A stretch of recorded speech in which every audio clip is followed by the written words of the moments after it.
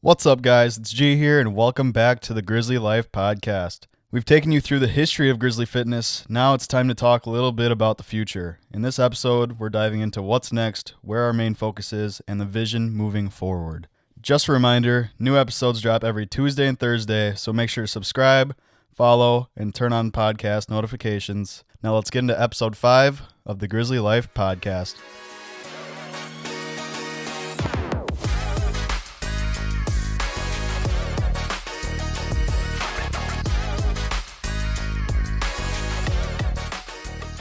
Welcome back, everyone, to the Grizzly Life podcast.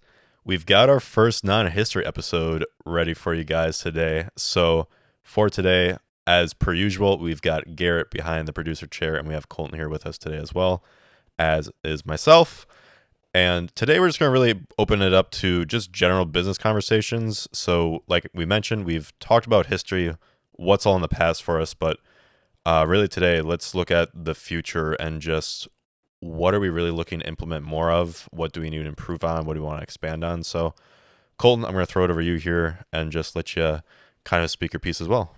Thank you guys for joining. I believe we're on episode 5 of many, so hopefully you guys have tuned in to episodes 1 through 4. I would like to mention before we get going, we've got a website, thegrizzlylife.com, that does have special order apparel, some things that are not for sale in store. All that stuff will get shipped right to your house and that kind of stuff. We do have a special edition podcast t-shirt up right now for our day one listeners, we're calling them. If you want to check out personal socials at all, colton.burt for Snapchat, coltonburt19 for Instagram, and I believe just search me on Facebook, Colton Burt, or coltonburt19 is my username there as well. I don't really know how all that works for Facebook, but find me there, add me there, tune in, listen to what's going on. But yeah, so like Chase said, today we're going to hop into more of kind of what's going on currently, what's going to be happening in the future, and kind of go from there. So I'll throw it to Chase. He'll start off by asking some questions, and Chase can get his socials in here real quick too. Yeah, if you're looking for me on anything, it's Chase Mastricola, so ChaseMastricola. That's Facebook, Instagram, Snapchat, pretty much anything you can find someone on. But for today, we're going to focus on just a handful of topics, whether that's really on a structural side of things, almost like a behind the scenes, versus what's actually offered at the gyms themselves and what is more kind of outward facing.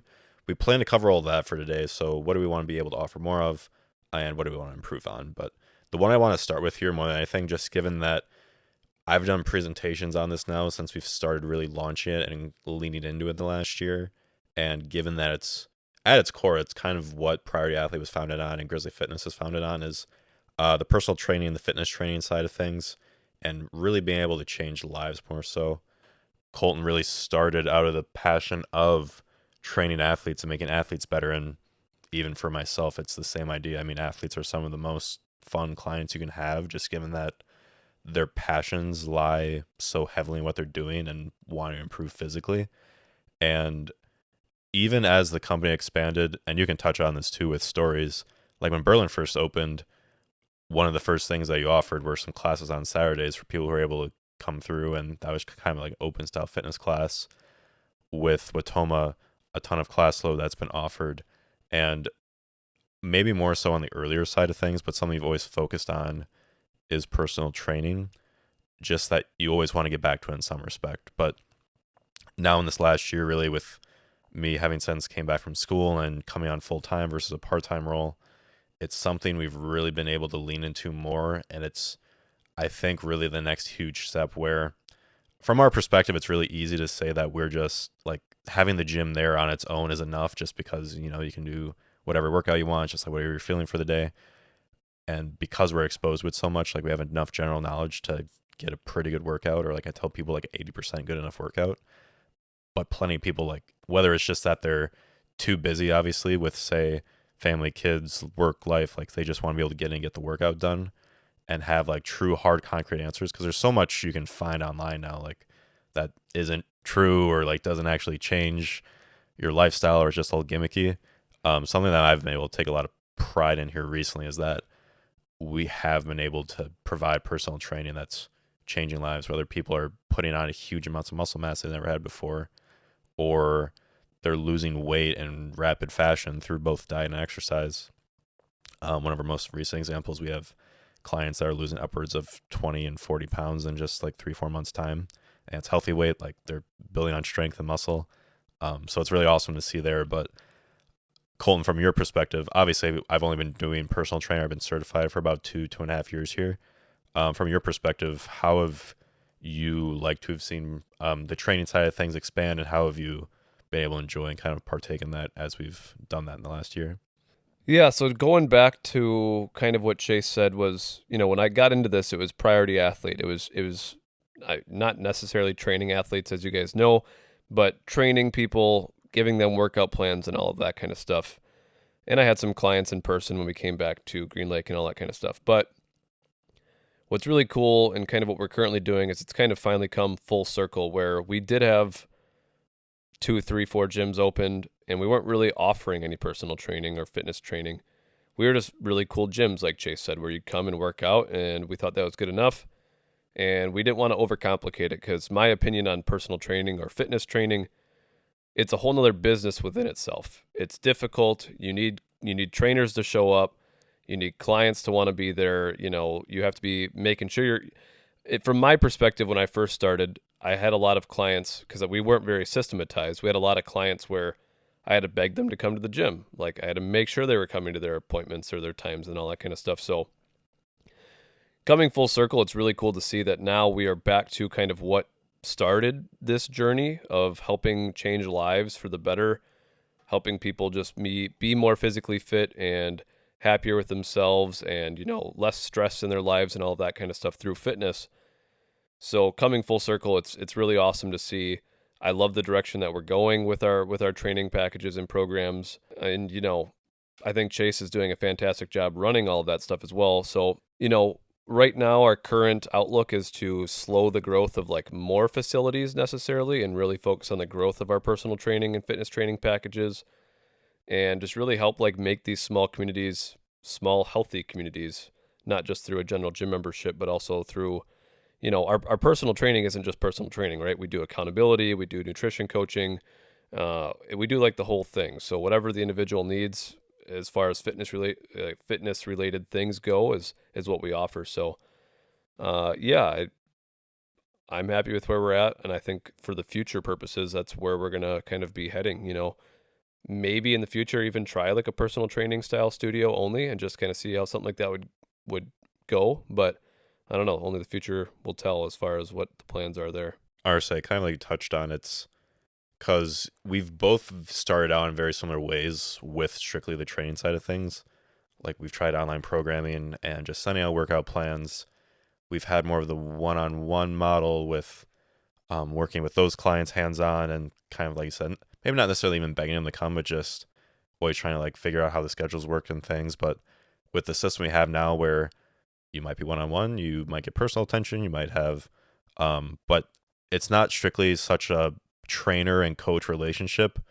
The way we have it structured now is very much more integrated, and it feels more community-based too, where it's not just you and me and, like I said, one-on-one.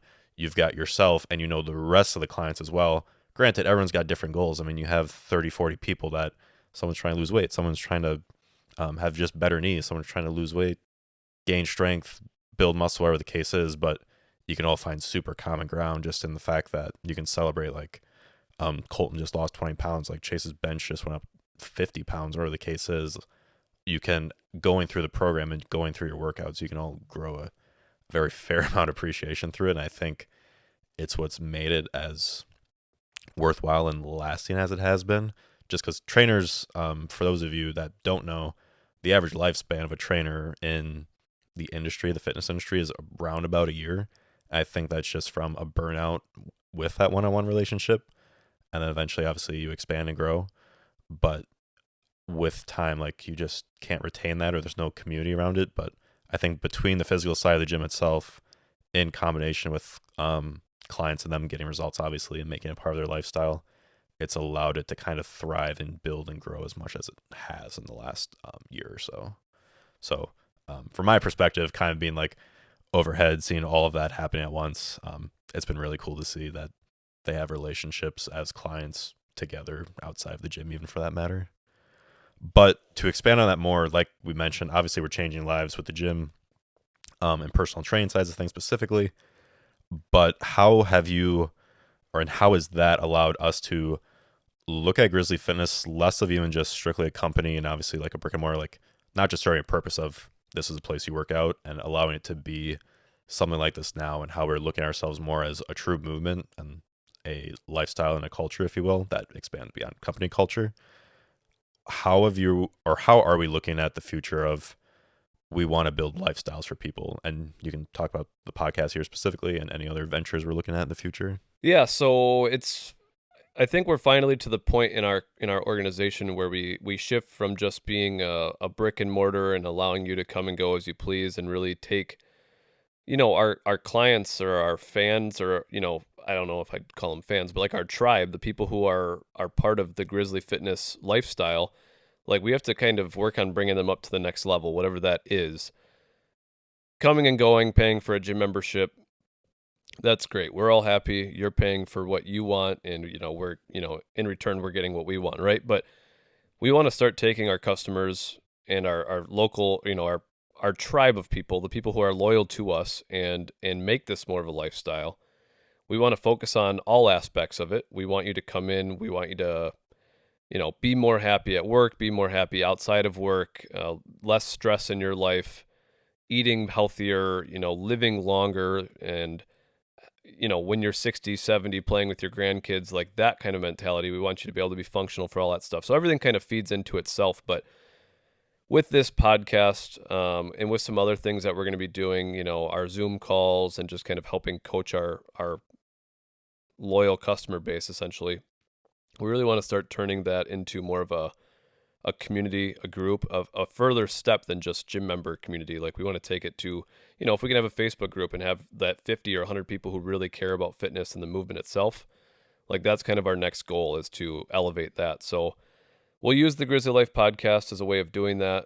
Once we get into like the mentality, being 1% better every day, caring about yourself, maybe doing something that you're not used to usually doing.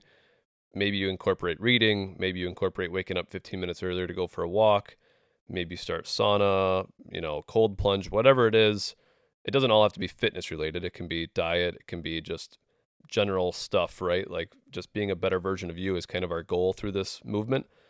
So we'll utilize the podcast. We'll do some Zoom calls, some Facebook groups. Like, we're going to do a lot of different stuff and just kind of see what sticks, and help start elevating individuals. Even if our group is 5 or 10 or 15 people, maybe 50 people, whatever it is, through our gyms and our communities, we just want to start working on that reach, and helping people live healthier, happier lives, right? I mean, like, that's kind of our current and future goal at this point, not just pay to use our services and then leave and not see it for a week or whatever. We want it to be more than that. So Yeah, I mean, it's more of a book club is not the right word, but it's just like community around the thing itself, but then also obviously all the branches that extend off that, like you touched on. And you kind of touched on already here, just mentioning that we're going to be more active on the Facebook side of things, but something that we're really focusing on here too, for the future, kind of the third thing being social media, how you market on that, how you market yourself, how you build up your personal brand. I always had a professor who was really big on brand you, and that being very different from Grizzly itself. Like, obviously, just with how much we're in, and that could be anyone for that matter. I mean, obviously your job is part of an identifier of you, hoping that you obviously enjoy your job, that being it is identifier of you. But branding yourself isn't just strictly your job. And like, for myself, it might not be strictly fitness. For you, it's not strictly like equipment installation or fitness. Seeing what that is outside of life too. Do you take yourself as a professional, or in what industry is that in? And if you look at either of our pages, or any of us in here, our pages before it, we're not super active on social media, whether that's a byproduct of just always being busy, or just maybe not seeing ourselves as having interesting lives. It's something we're obviously growing and working on here in the future, and current day even for that matter, is just being more active, showing the small steps of things. What are we doing outside of the gym itself? What are we doing in the gym? What does our client lifestyle look like? how does a normal day look like in the life of a fitness director and a business owner and a digital marketer in G's sense. So how has having been posting more on social media, how has that been for you being a person that never has done so in the past? Yeah, so my take on social media is very like I am not an active social media guy. I never have been. I've never been one to I don't, social media is such an interesting thing and a lot of I feel like when you're posting, you're overthinking, you're concerned, you're worried about what everybody's going to think, and I feel like I'm now finally to a point where I just not really concerned about what everybody thinks. I think the people who find whatever I'm doing interesting are going to follow me and want to hear from me, and the people who don't, they're just going to kind of skip over it anyway. A lot of social media is just kind of blah. It's just noise. It's just stuff going on. So with the Grizzly Life movement, I felt like it was necessary to start doing more of the personal brand aspect and let people see the inside of what I do and the day in the life and that stuff. As of this podcast, I still haven't made any actual posts as far as Instagram or Facebook goes. I will be. I'm going to do my best to kind of get into that habit. Again, I'm just starting out. I'm still nervous about what to post, how to post it. I'm not much of a camera expert by any means as far as taking cute pictures, so to say. So, but I mean, overall, it's actually, since I've started doing it just like the last week and a half, I mean, I've already reconnected with 20 or 30 people that I haven't talked to, in the last couple of years. And that's kind of what it's about, is making better, talking to those people who actually care about you and that they're out there, not necessarily care about you, but they're interested in the story. They're interested in what you're doing, and just having different conversations to kind of take it to the next step. And if there's a way that I can help them in their life or their journey currently right now, I mean, that's what it's about. So it's been really, really cool. I've actually bumped into a lot of people or talked to a lot of people that I haven't spoken to in 6-7 years, but they were actually there year one when this whole business like kind of came to fruition. That's probably the coolest thing that I've noticed so far. It's definitely difficult to be active all the time and think about what do people want to see. But at the end of the day, it's not really what do people want to see. It's just like, what am I doing? And whoever wants to see it, will see it. And whoever doesn't want to, they'll just kind of skip over it. So I think it's a hard thing to, especially when you're in the moment. Like, I've never been a pictures person where it's like I take a picture of everything that happens. So it's hard when I'm just living life, and I think it's just because like you get so numb to it. Like, obviously, right. it's part of your routine, it's part of your schedule. Like, do I take a picture of my workout? Like, what do I take elements of?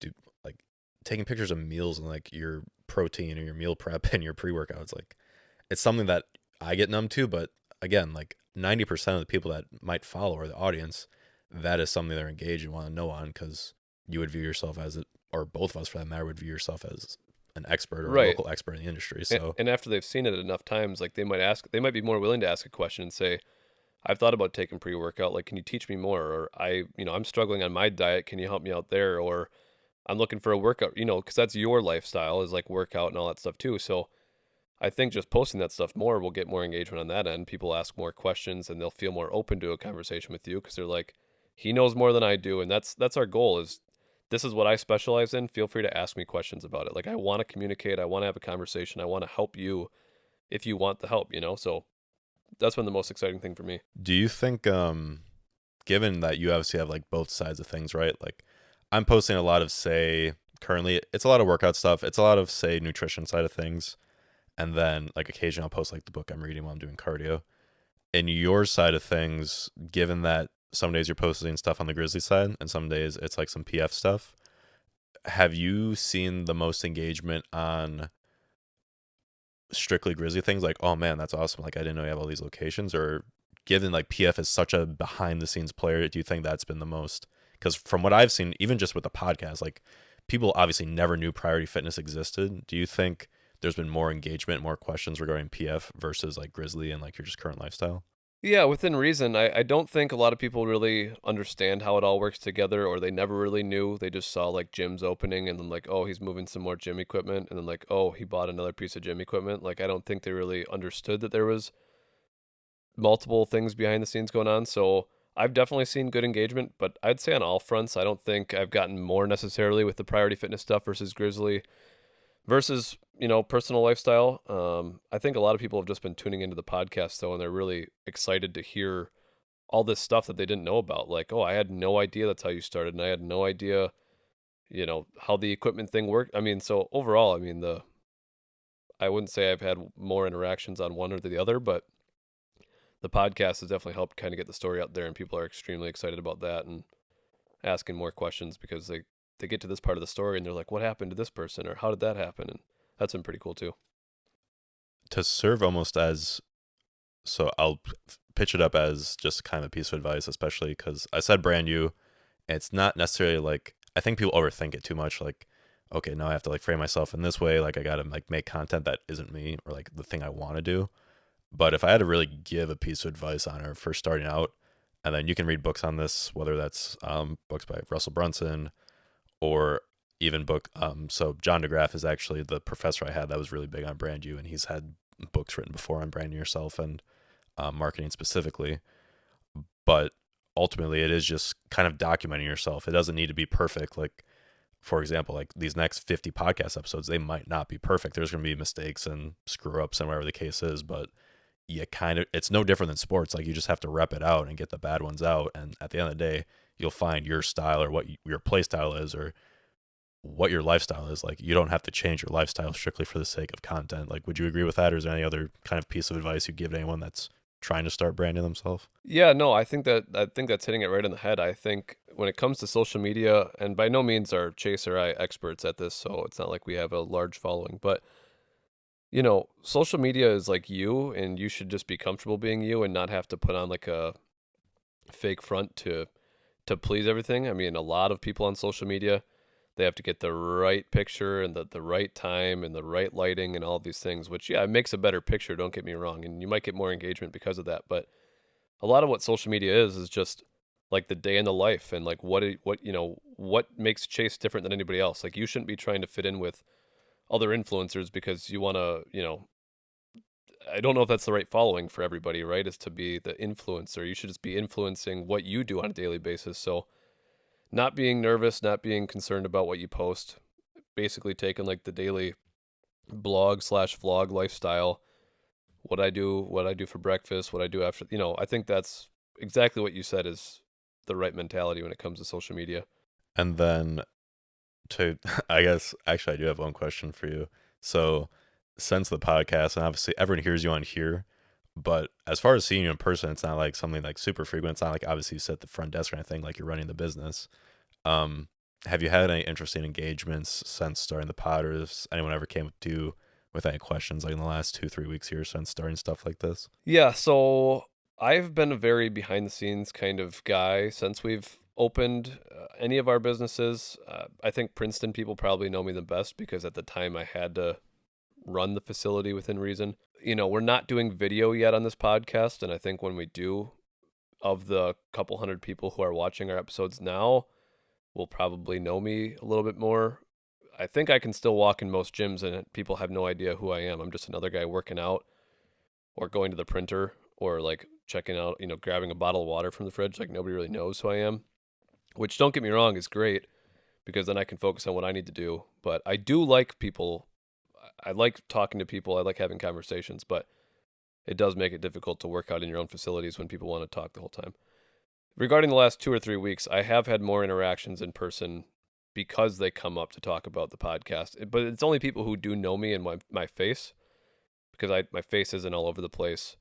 If you have me on Snapchat, maybe you've seen my face a couple more times now as of recent, or Instagram. But most of our gym members still don't really know who I am. They might be listening to the pod, but they still have no idea what my face looks like. So Do you think, like we mentioned earlier, like ultimately we're just getting reps up, like we're slowly perfecting the process. Not that I'll ever be perfect, but just that it's more a casual flow like this. We kind of better understand just how to communicate and talk about it and ultimately continue the flow going. But do you think stuff like this, as we want to do more online marketing and have it be, not that marketing isn't casual, like I think if you look at any ad that runs today, it's like very one shot, one take, no editing. Do you think the marketing will reflect very similar style, kind of like this, where it's not like, oh, we have to have this big like major production setup? Do you think doing productions like this will assist us? And like, say we're trying to promote something, like we're promoting training, or we're promoting our next like special at the gym, it's New Year's or it's summer, whatever the case is. Do you think it helps that much more with marketing, or do you think that social media on a casual side and social media marketing are two very different things. Well, I think, one of our core values at Grizzly Fitness and Priority Fitness is being authentic, being someone who we are. When we come to work every day, we don't act a different way than we would outside of work, whether we're hanging out on the weekend or after work. Like, we're the same person day in and day out. That being said, I think that's an important value to carry on with our marketing sides of things. The more Chase can be Chase, or the more Colton can be Colton, Garrett can be Garrett, whomever in those marketing promos, any kind of marketing that we do, I think one of the most important things is to be authentic and be yourself. So I'd prefer to stay away from like the big promotional, The salesman. I think being who we are is what makes us, like, what makes our company the way it is. So I think it's important to not be the salesman and just be Chase and just be Colton and all that kind of stuff. So. And then ultimately, I'll go back now to, we've kind of covered a lot of, like, say, upfront what you're seeing as, say, a customer side of things, or what all of our members get to see, clients, where the case is there.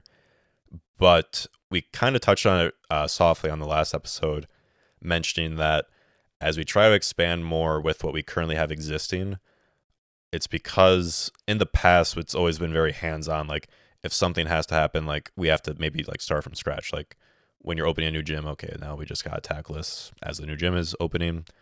But with new locations, with new offerings, with new amenities, there's a lot of systemization and automation, if you will, within a certain space that we're trying to expand on. So just for context for those out there, what are all those systems that we're trying to automate or have like a standard procedure for?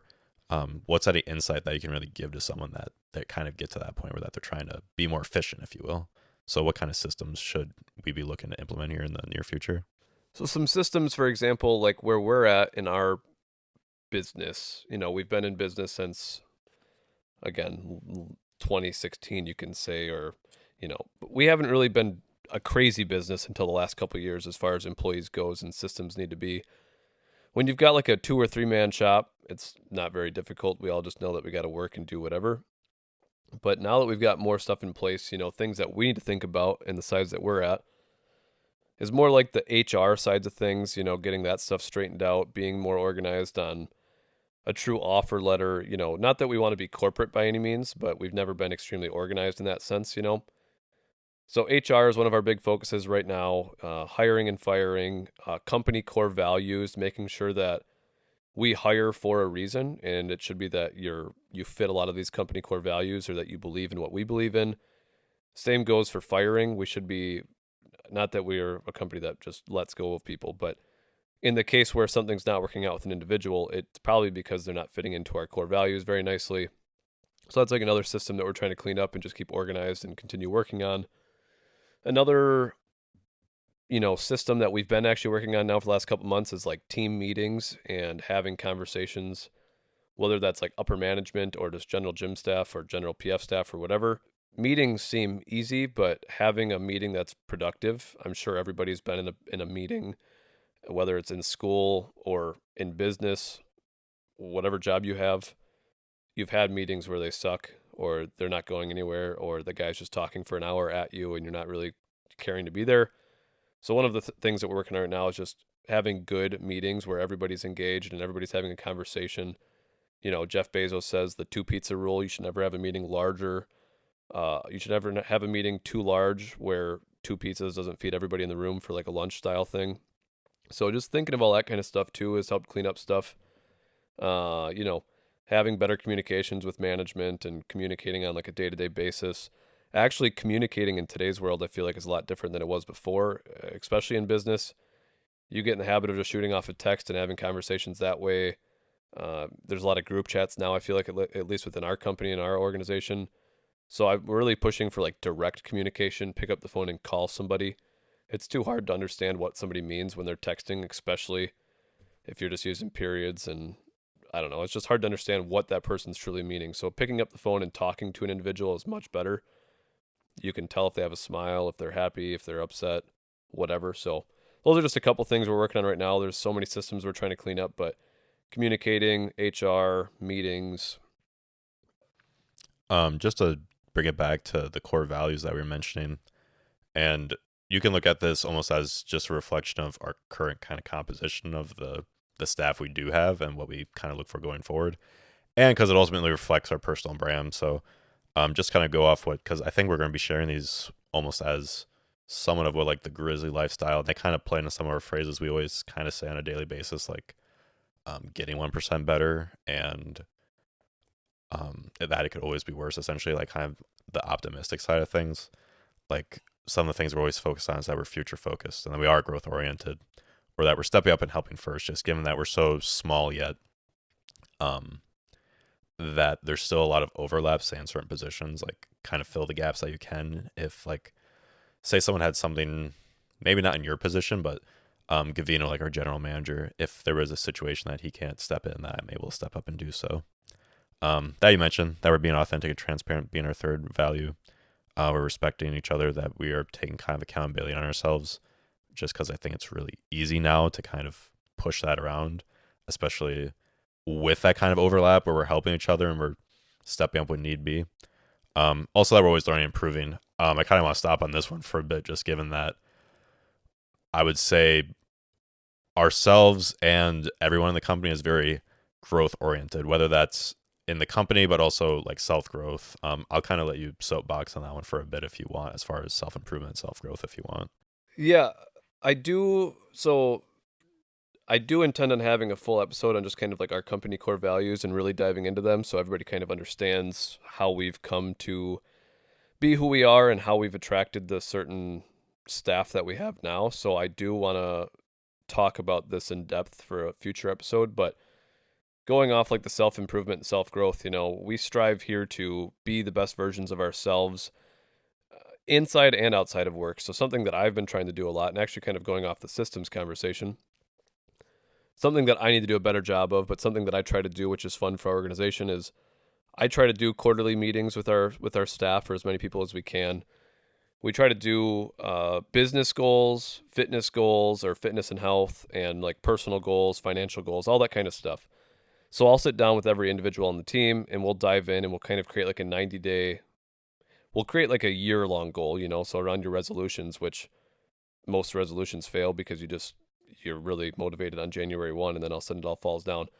So I try to have a meeting early on in the year and then I try to reconnect every 90 days. And the goal of this is that I feel like a lot of organizations out there probably won't do this with you, but our goal is to truly understand like what Chase wants to be better at personally and inside the business, so we can work alongside him and help get him to be the man that he wants to be.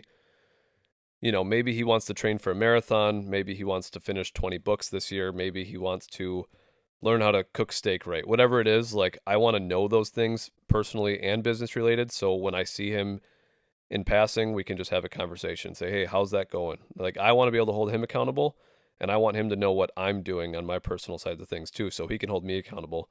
I feel like it helps build a stronger team. So self-improvement, self-growth, like those are the things we're working on. Being 1% better every day, kind of that mentality is kind of where that core value kind of comes into play. And I forget what book it was in that I was reading recently, but on the self-improvement side of things, like a lot of what we do now, I'd say is almost personal development, and obviously you seek out the things you're most interested in and build upon those, because I think today a lot of like when people look at learning, it's got to be very structured. Like it could be the college side of things, tech school, trade school, whatever that could be for you. But really, I mean, I think people get so caught up in the idea that once you're done with school, like you're done. Like why would you ever open a book again You're done learning, yeah. Continue to learn something? But your brain's a muscle like anything else. Like it'll atrophy, obviously, if you don't like continue feeding it information. But it doesn't need to be like your trigonometry textbook, or it doesn't need to be AP Lit. Like I think, because don't get me wrong, I didn't read books for my leisure for the most part through college until I really got into the training side of things. But once you find the one thing, like say you're really passionate about, whether that's the Andy Frisell example, if you're really passionate about butterflies, or you're really passionate about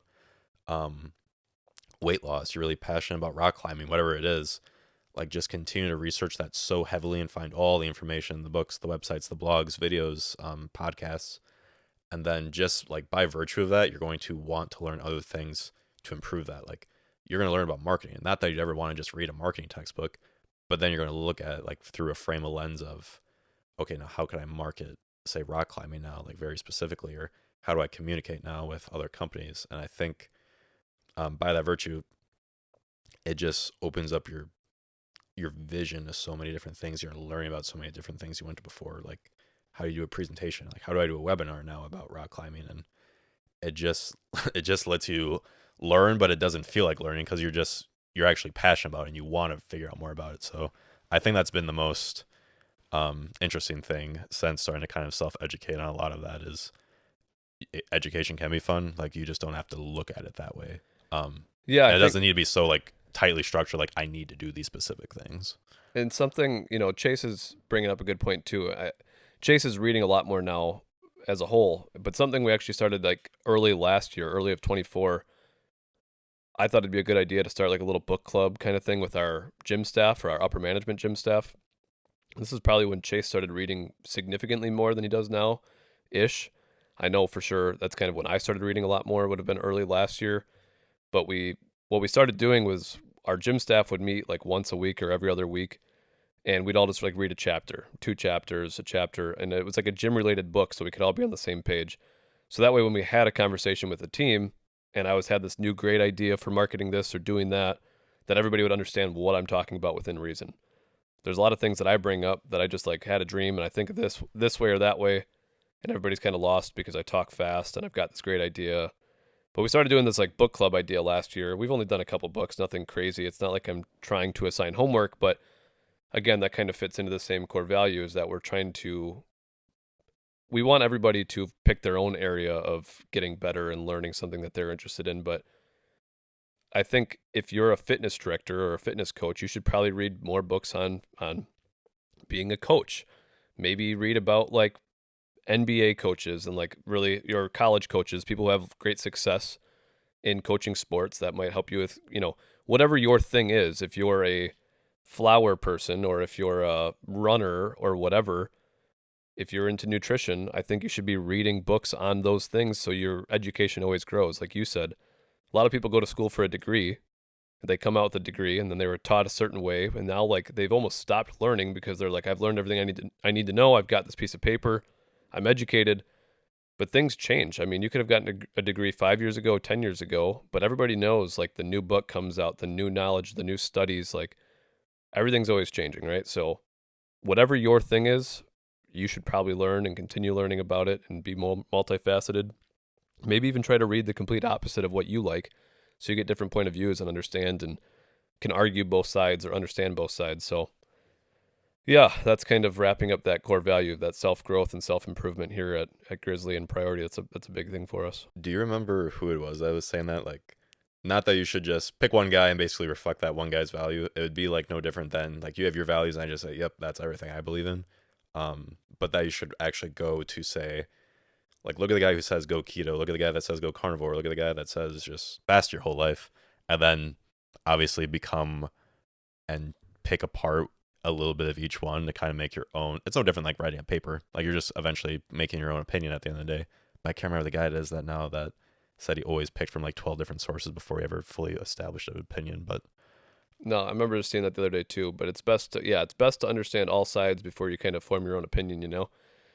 Everybody watches one video on TikTok now and it's what happened and that's true, but you have no actual knowledge. That's just what you think because you watched one compelling video on that. And do your own research, make sure you've got your own opinions, All right, so and ultimately just to kind of close the door on that topic, I'm sure as we go into other episodes, like we'll expand on some of those more specifically, whether it's marketing, self-learning, but it kind of plays into your brand as well. Like, not everyone is going to want to be a business person at the end of the day. That being said, everyone is passionate about something though. Like, no one just doesn't have like a will to do something or like give 100% to something. So you don't have to look at turning anything into a business. Like, say if you're a really great track star, you don't have to think like, okay, now I have to like create the next Nike running shoe, but just how can you obviously strive to be, say, the best runner, the best performance you can provide, and then again educate on that.